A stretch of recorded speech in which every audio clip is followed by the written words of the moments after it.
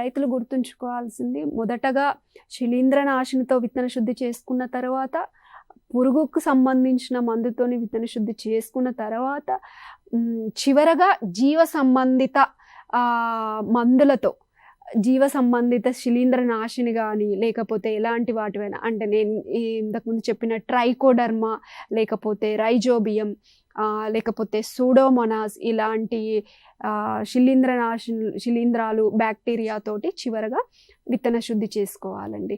So మనకు శిలీంధ్రాల నాశిని చూసుకున్నట్లయితే మనకు కార్బండజిమ్ అనే మందుతో అయినా విత్తన శుద్ధి చేసుకోవచ్చు.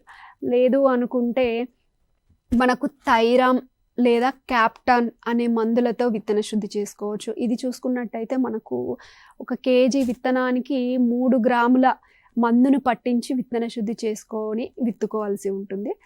కార్బండిజిమ్ అనే మందు చూసుకున్నట్లయితే మనకు 1 గ్రామ్ లేదా 1.5 గ్రాముల మందుని తీసుకొని విత్తన శుద్ధి చేసుకోవచ్చు. ఇదే కాకుండా మనకు వైటవాక్స్ పవర్ అనే ఒక మందు కూడా ఉంటుంది రసాయనం. ఈ రసాయనంతో కూడా మనము విత్తన శుద్ధి చేసుకోవచ్చు అండి.